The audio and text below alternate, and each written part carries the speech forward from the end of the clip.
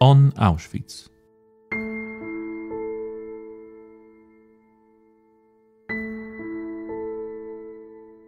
The history of Auschwitz is exceptionally complex. It combined two functions, a concentration camp and extermination center.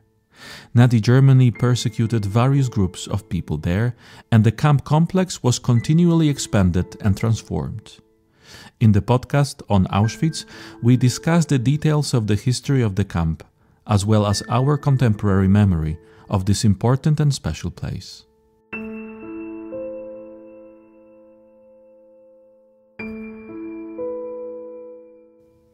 Slightly over 8,000 SS men served in the Auschwitz camp during its entire existence.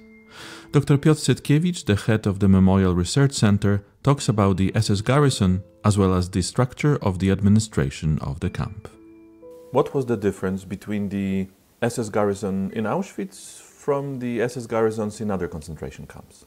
Well, Auschwitz concentration camp was simply many times bigger than old camps in Germany, including such ones like Dachau, Sachsenhausen, and others. Therefore, the number of officers was smaller, and in many cases they were unable to supervise the non-commissioned officers, privates, properly as it was usually done in the old camps in Germany. Moreover, Auschwitz was a new camp in the Nazi system, and as usual in such situations when a certain institution is about to open a new branch somewhere, the leadership of institution, of the company, had to transfer a certain number of old experienced workers from old parts of the conglomerate to the new one.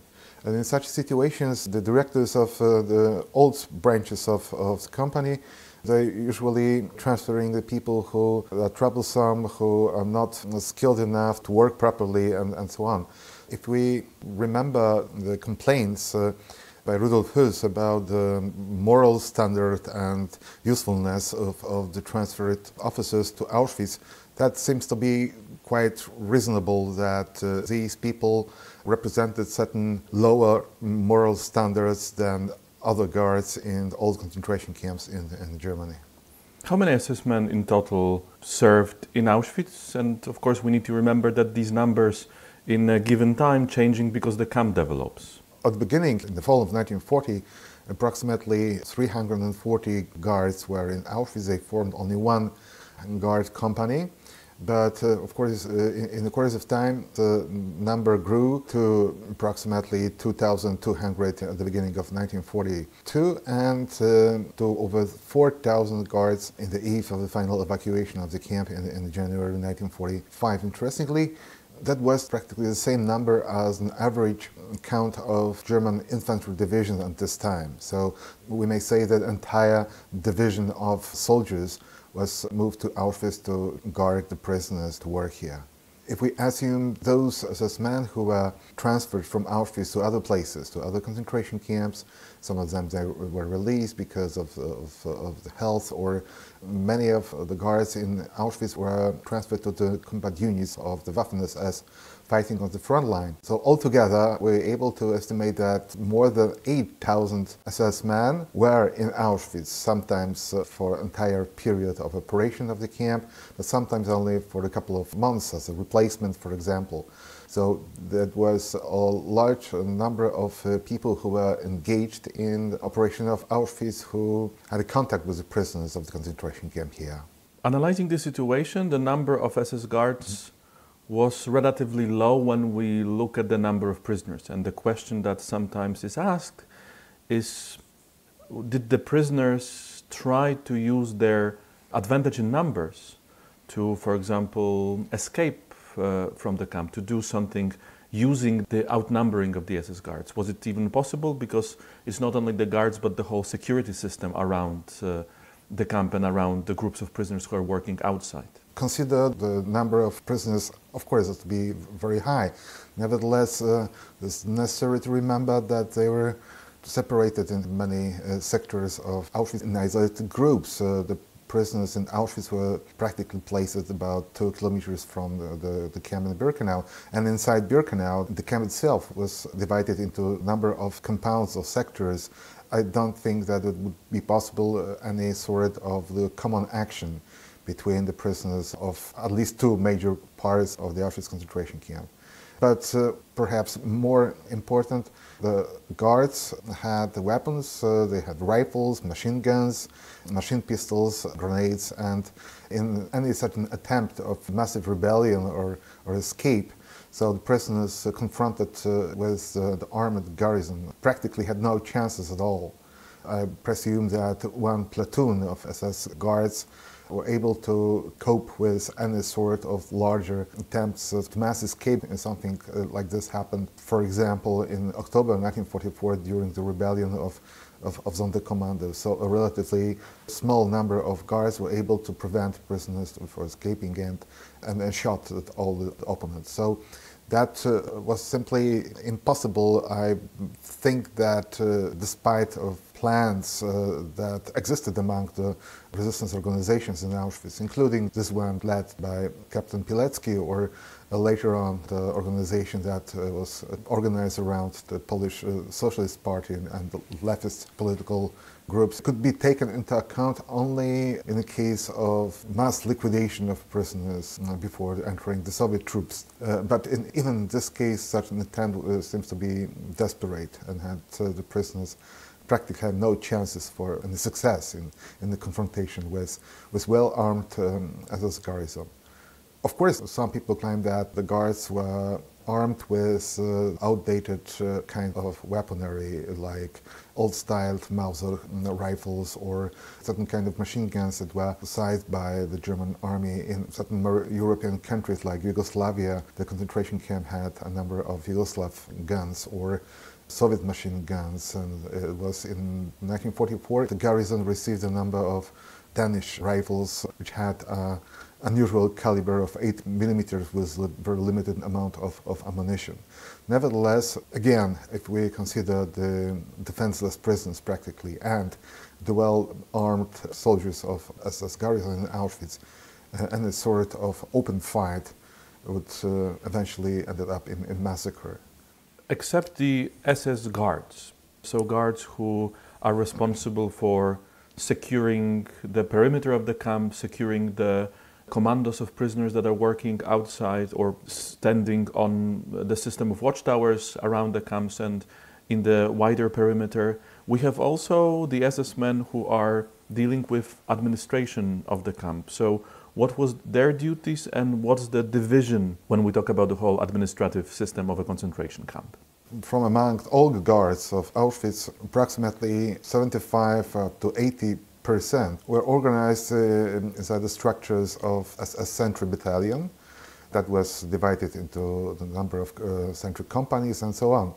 So these were the people who were guarding prisoners on an everyday basis. They were taking the posts on the watchtowers, or it formed external chain of posts of guards. But apart from them, that was also a relatively high number of SS men who were engaged in doing some administrative duties. They constitute the so-called Kommandantur, and the headquarters of the garrison, and they were divided into a number of divisions or Abteilungen. They usually worked in the offices with the working hours between 7 a.m. up to 4 p.m. So they usually had limited contact with the prisoners of the concentration camp, but practically they had to be ready when it was necessary to use them as armed force. So they composed the so-called Stabskompanie, headquarters company, and from time to time they were being taken to Reiskos when they had to perform a number of basic military training. So they were taken into account as a potential force in the case of possible prisoners' rebellion. Usually they did their job in the offices, particularly it was the case of the Abteilung number 1, that was the commandant's office. It includes SS men who did the jobs for the commander of the camps. It was an adjutant of the commander, the drivers of the tracks that served for the entire garrison. There were women and SS men who worked as radio operators and so on. The more important was the division number 2, the politische Abteilung, political division, and in practical terms these people were at the same time SS men and the members of the Gestapo, and therefore they had two kinds of ranks. One of them, of course, according to the SS system, but also the police. They were responsible for performing many duties, like, for example, they had to be present on the ramp at the moment of arrival of the transport. Each time they had to confirm the fact that so-and-so prisoners were delivered to the concentration camp, to sign a certain form of confirmation for the leader of escort. Then they had to be present during the executions in Auschwitz, usually under the black wall on the yard of the block number 11. Then they were also the administration of crematoria, probably because that was a certain office, including the politische Abteilung, that was responsible for issuing the death certificates. So these were the administrative duties. But the most important one was for the SS men from the political division was to combat the resistance inside the concentration camp. So that resulted, of course, in making a network of spies among the prisoners, the constant examination of those suspected for participating in such any form of resistance and so on. Of course, these interrogations were based on tortures, very cruel. So prisoners were usually very afraid of the SS men who belonged to the department number 2. Department number 3 was composed of mostly of the Blockführers, the SS NCOs responsible for the discipline and the order in the blocks. Every single block theoretically should have its own Blockführer. They had to know how many prisoners were in the block, and each time during the roll calls they had to report the number of prisoners from their block to the report officer, who belonged to the structure of the department number 3 as well. His duty was to report the number of prisoners to the commandant of the camp or his deputy. That was the most important for the commander of Auschwitz. Practically nobody cared about the number of deaths in the camp. But if the prisoner escaped from Auschwitz, in this way the commander of the concentration camp may have some problems, some troubles. Another department, 3A, these were the SS men who were busy with employment of prisoners. They distributed those who had certain practical skills among different commandos. They were also responsible for all the paperwork connected with the hiring the prisoners to the private companies and so on. Department number 4, these were SS men who were responsible for purchasing the things that were necessary for everyday activity of the garrison, including food for the kitchens, for example, also for the equipment of the SS troops, as uniforms, as ammunition, for example. One may say that this sort of activity was rather far from the very purpose of the concentration camp, namely the mass killing of people. But if we analyze the documents from the department number 4, we can find there some hints about, for example, the deliveries of the Cyclone B that also belonged to the scope of responsibility of SS men from this department. A certain subunit inside the structures of the department was responsible for counting and registering of all these items that were seized from the luggage of the victims. So also in many cases the SS men from this department had contact with prisoners and influenced somehow the mass murder in Birkenau. Very important was department number 5, the medical staff, which was composed of doctors. Some of them worked in the SS hospital. The others take care on the hospital inside the concentration camp.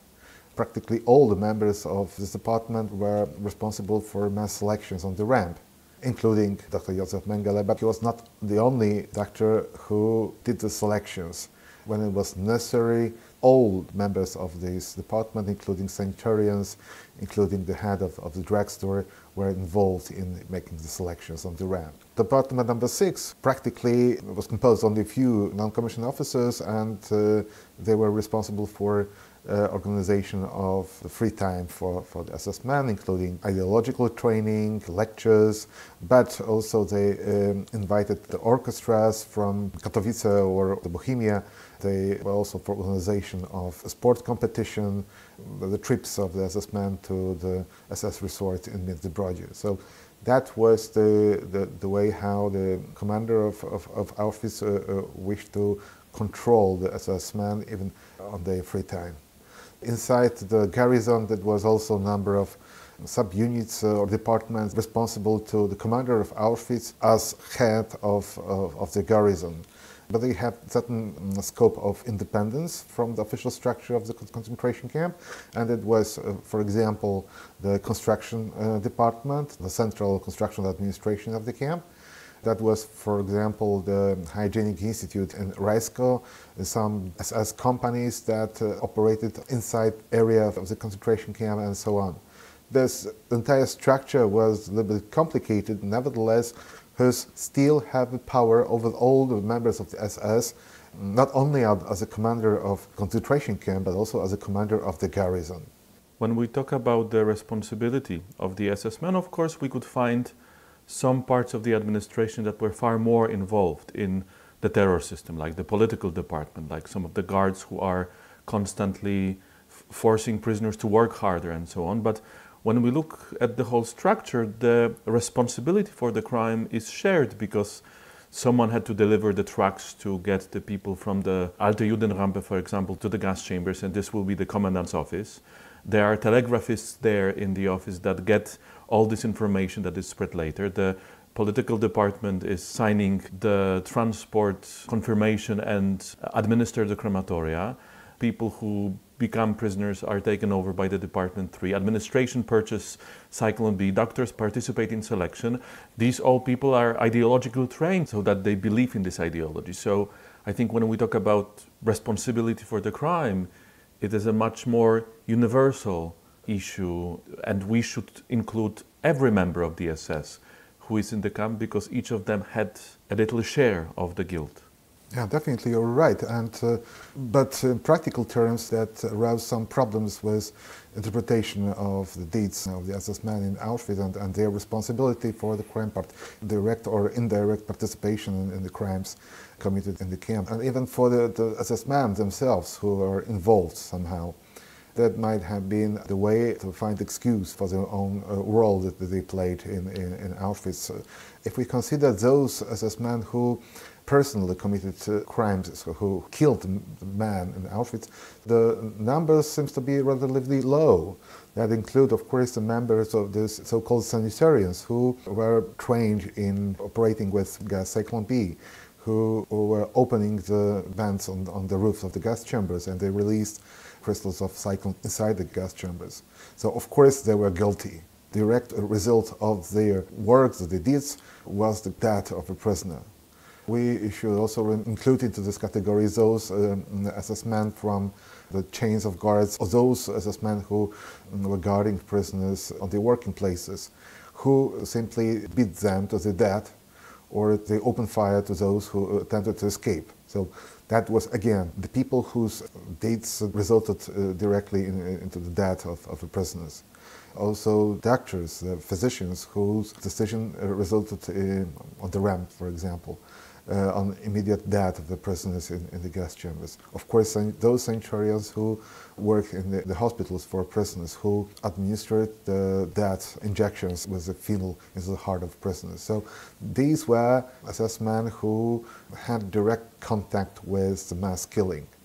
But if we assume the number of SS men in the entire garrison, so the number of those who were directly involved seems to be relatively small.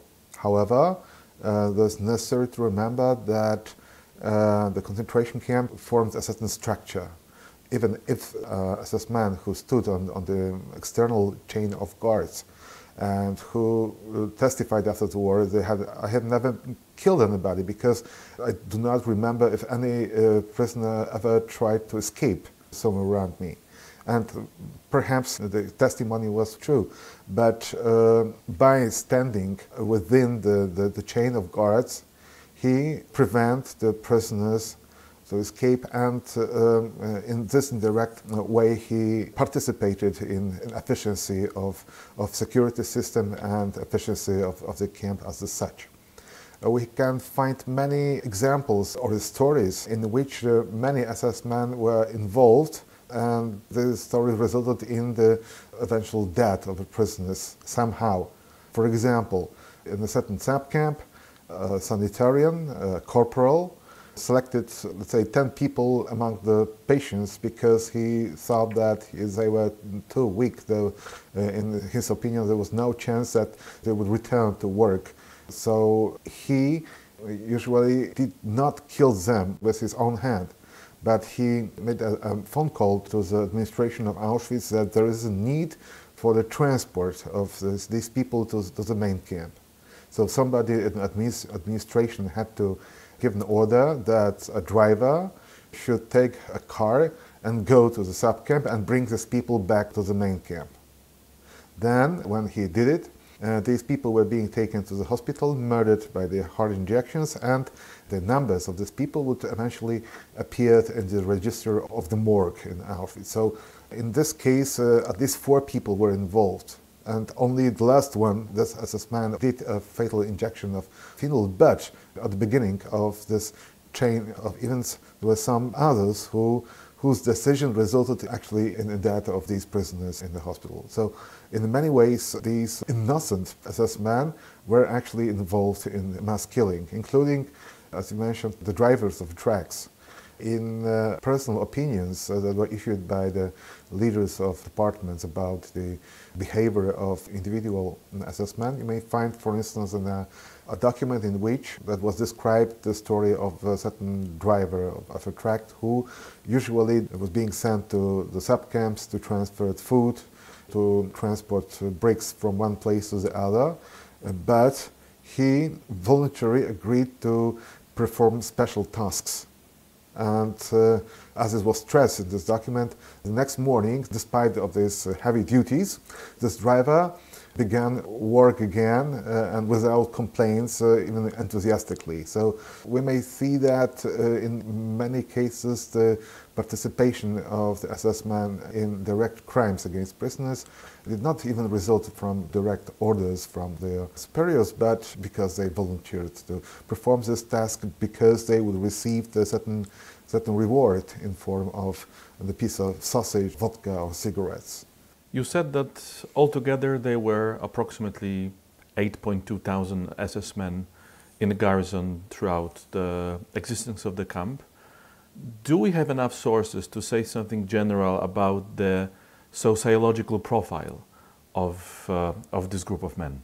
Nothing unusual, I think. There were ordinary people who were recruited among the different classes, levels of the German society. Before the war, among the members of the garrison, those SS men who were so-called active ones represented only a small number. They were professionals. Most of them, before the war, joined the ranks of the SS.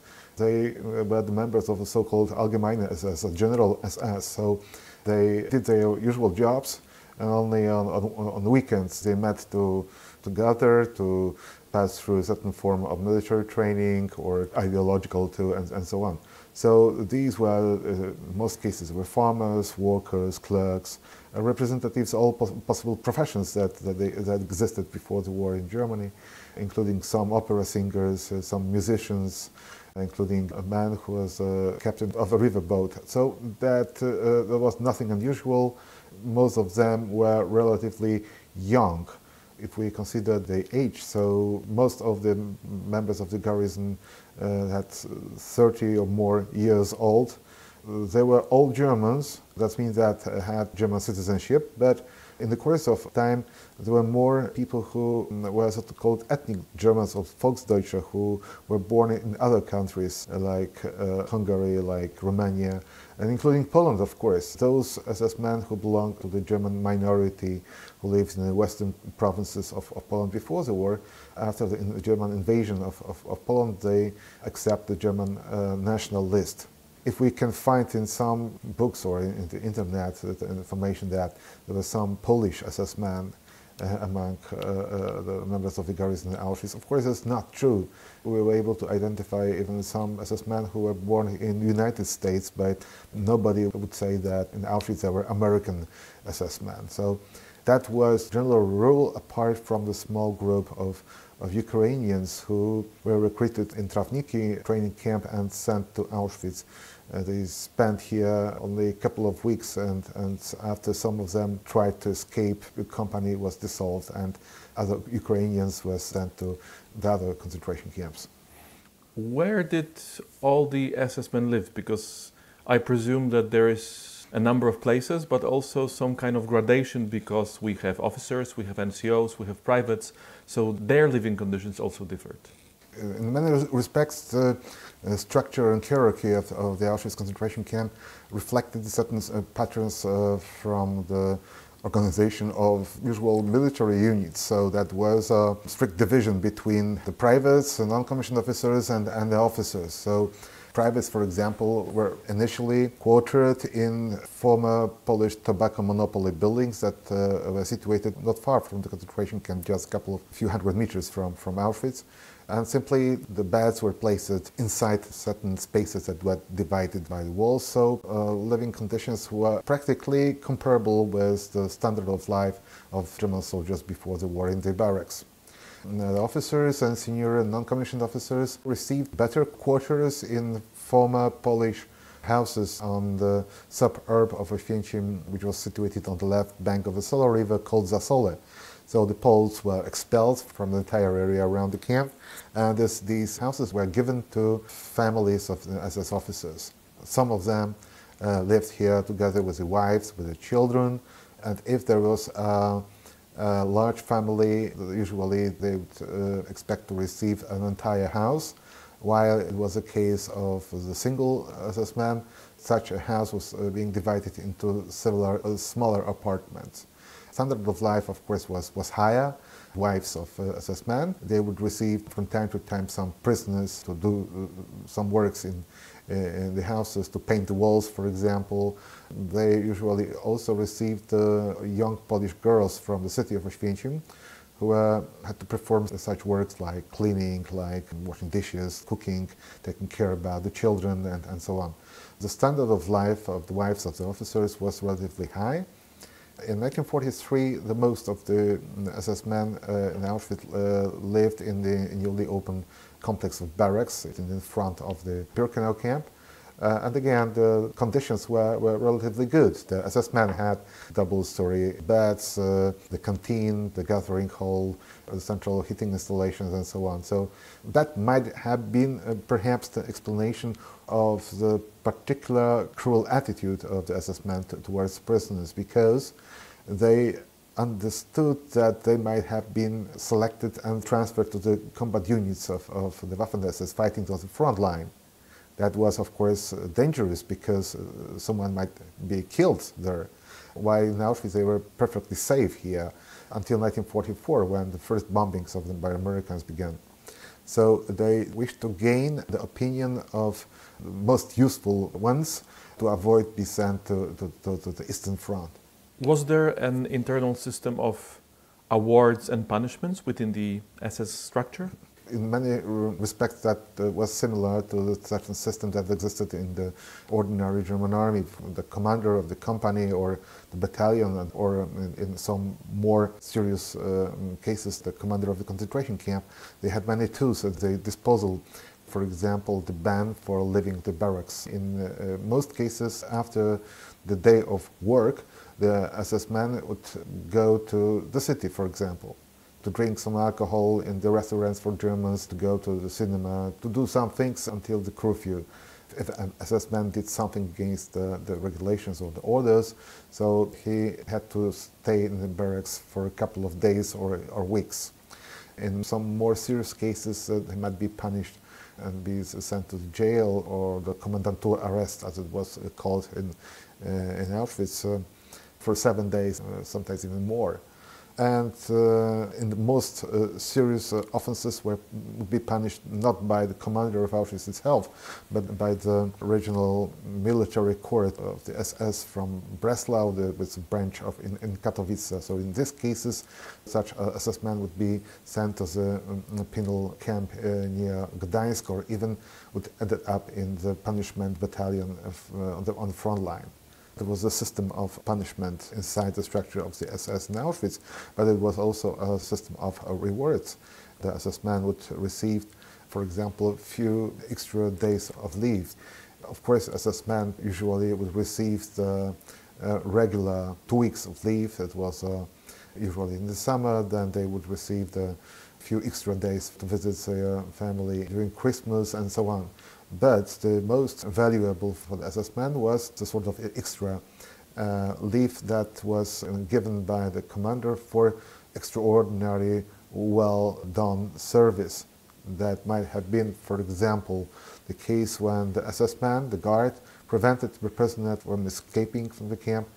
Initially, that was the routine in Auschwitz. If a prisoner was killed while escaping by the SS man, so SS man would be mentioned in the official order of the commander, and he would receive 3, 5, or even more days of extra vacations. But after some time, Hus began to understand that in many cases such escapes were actually provoked by the SS man, and that was done in order to receive some extra days of leave. So later on, the Hus only just mentioned in the orders that something like that happened. Then the SS man would receive the military decorations, because from a formal point of view, the service in Auschwitz was treated by the authority of the SS as military service on the front line. In their eyes, the combating the enemies of the Reich in Auschwitz was equal to the fighting on the front line. And from time to time, SS men received the promotions to the higher rank. Some of them, during the entire stay in Auschwitz, were not promoted at all, while some other cases may observe some unexpected and quick careers. For example, Vincent Schöttl, who came to Auschwitz with the rank of the private, he eventually was promoted to the function of the Lagerführer in Malowitz. It's clear that the SS men were awarded for participating in the crime. The well-done duty means that they served well and they prevented escapes and they participated in special operations and so on. What were they punished for? Well, there are many usual, say, offenses as it happened in the army. For example, when the SS man was found by the commanding officer while sleeping on duty, for instance. That was a long report, for example, about the case of an SS man who fell asleep on the watching tower. He did not woke up until the SS officer knocked to his helmet, for example. But in most cases, as we can see on the registers of such cases of offenses, that were the stories about the SS men who got drunk, were found in the public places in the city or in the train station, and they refused to being drunk simply to the orders of the commanders and so on. Practically, the vast majority of such cases resulted in such incidents of SS men being drunk. And that confirmed some opinions by SS men themselves after the war, but also by the prisoners of concentration camps, that the question of drinking alcohol on a massive scale, that was one of the most serious problems among the members of the staff. And I thought that resulted from certain emotional, psychological burden that, of course, was connected with the mass killing of people in the concentration camp. We mainly talk about the SS men in Auschwitz, but from March of 1942, when the female sector was created, there are also women in the camp that are involved in supervision over female prisoners. However, their status is different because they are not members of the SS. From the formal point of view, women who served in Auschwitz were not members of the SS, but in practical terms the situation was not particularly different. They were military-like uniforms, they got pistols, they were subordinated in terms of disciplinary power to the commander of the concentration camp. But of course there were some differences. They stayed apart from the barracks for the SS men in the so-called Stabsgebäude, in the headquarters building, that they were directly responsible to the women senior supervisor practically the Lagerführer of the women's camp. They had to perform the similar duties as was the case of the men garrison in Auschwitz. First of all, to supervise the women prisoners inside the women's camp in Birkenau, but also they were going to work with commandos of women in different places around the camp. So they would receive in such cases some certain number of guards, SS men with the rifles that formed each time the sort of the small chain of sentries around the working places of the commando, but direct supervision of the work of the women was in their hands. So the scope of responsibility was similar, and the cruelty, these criminal acts against the women prisoners was very, very similar as it was in the case of the men's camp. During the trials of war criminals from Auschwitz after the war, women supervisors were put before the tribunal along with the SS men, and they received the similar penalties. From the formal point of view, for example, the SS men were not allowed to visit the women's camp, except from some exceptions of SS doctors and the officer from the employment division. How many SS Auserinnen were there in Auschwitz? Approximately 200. They were in Birkenau camp and in some sub-camps. They would receive higher salaries than it was the case of men. They were not officially included into the ranks of the SS, but if we would like to consider the status sort of contract workers, namely they had to sign the contract with the SS and to accept the conditions. And for many young women, the girls from rather low level of the society, that this kind of work was attractive somehow. Very challenging topic after the war is the issue of guilt and responsibility of the SS. What happened with them after the war? Unfortunately, when we talk about justice, we may add this little "un" in front of this word, injustice, because very few of the SS men ever faced any kind of court. After the war, many officers and soldiers of the SS from Auschwitz were arrested, particularly by the Western Allies. Why? Because most of the members of the former SS garrison were transferred in January 1945. They escorted the prisoners during the death marches, and then they were sent to perform their duties to other concentration camps when they committed more crimes. And these men, after the war, were tried by the British or by Americans, particularly for those crimes committed in the other camps, in Bergen-Belsen, in Dachau, and so on. But of course, during the procedures before the military courts, from time to time, of course, the question of mass killings in Auschwitz, participation of these particular officers in these killings in Auschwitz could be heard during the proceedings. Initially, both the Americans and the British took this very seriously, and many senior officers from Auschwitz, including leading figures, including the doctors, for instance, were sentenced to death and executed. But when it was the case of the mid-level of the echelon and the privates, those SS men in Auschwitz, so in most cases, at least initially, the Western Allies tried to keep the certain agreements that perpetrators who committed certain crimes on the territory of a certain country in Europe should be sent to the territory of this country. So on the basis of the agreements, more than 600 SS men from Auschwitz were sent to Poland.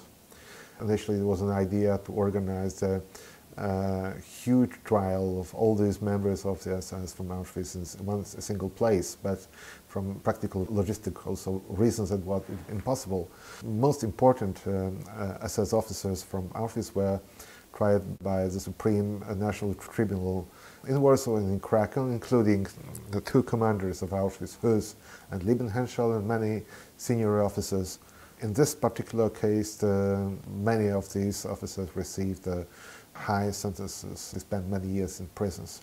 But that was a problem with those SS men who were put before the regional courts in Katowice, in Krakow, in Wadowice, some other places, because there was a problem with the evidence, with the documents. There were very few witnesses who remembered this particular assessment. So usually it was done in such a way that it was a trial against one leading assessment and his collaborators, let's say 10 of them.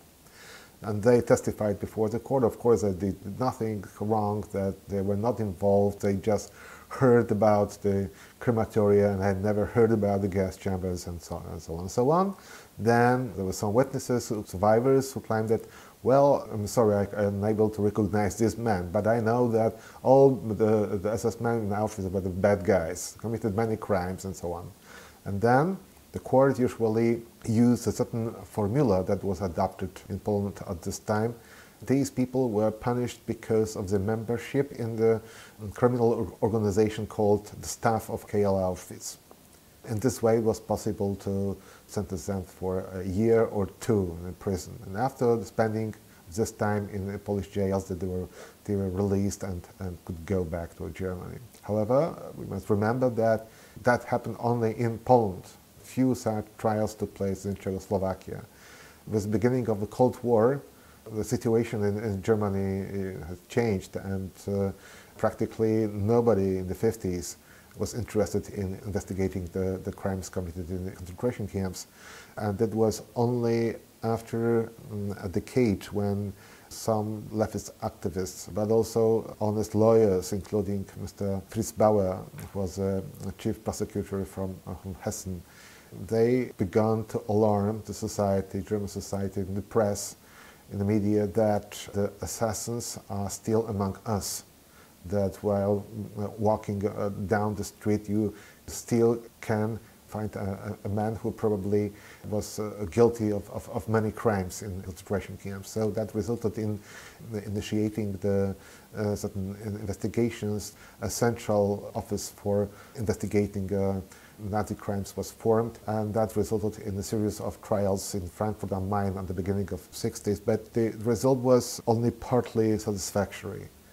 Because after so many years, the witnesses did not remember the man detailed well, and this proceeding had to be done in accordance with the rules of the German penal code. So that was very difficult, and if at least in some cases the sentences were high, many others were released or received only minor punishment. So that was practiced in the German court for many years. Gradually, the number of SS men who were put before the tribunals become lower and lower, and only recently there were some new attempts to investigate former members of the Auschwitz staff. However, assuming that the people now may have 90 or even 100 years old, so that is practically, they may have more moral meaning than the practical one.